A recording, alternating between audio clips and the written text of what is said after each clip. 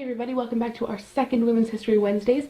If this is your first Women's History Wednesdays, check out the actual first one over here.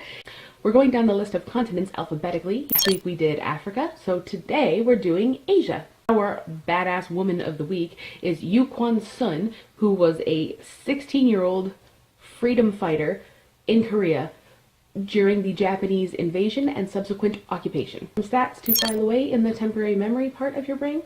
Alright, a little background. Yu Kwan-Sun is a Korean 16-year-old girl. She taught herself to read as a child and was one of the youngest people ever to go to her all-girls academy. She would actually go to school during the year and then come home in the summer and teach the people in her village how to read and write and introduce them to Western science and geography.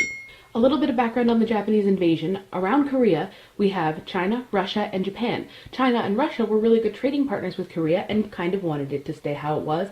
However, Japan defeated Chinese and Russian armies, and once that happened, they just went straight for Korea, just like straight for the throat.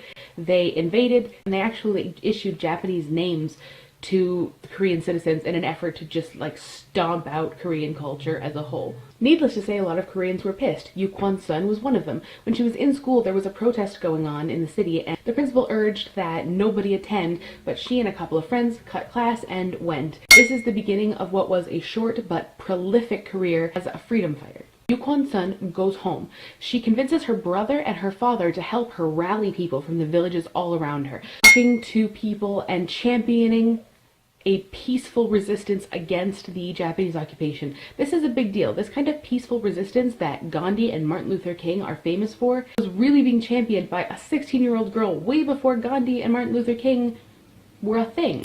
So they organized this huge protest, and unlike MLK's protest, this one was a surprise.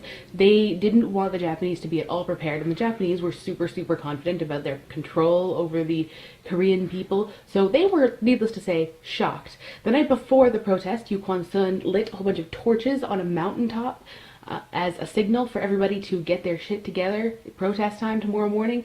The Japanese police were completely taken off guard for two reasons. One, because they just didn't think it was possible, and two, because they weren't very good at their job.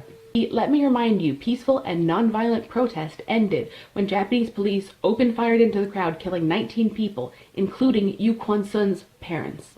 Having such a leadership role ended up getting Yu Kwan-Sun herself arrested, tried, and sentenced to 7 years in prison. Japanese police also burned down her family home, and when her uncle went to the police headquarters to complain, he was sentenced to 3 years in prison as well. But prison doesn't kill badassery, as we have seen multiple times in history. While in prison, Yu Kwan-Sun led a protest on the anniversary of the March 1st movement. Admirable? Very much so. Intelligent? As a result of that protest, she received harsh beatings and severe torture.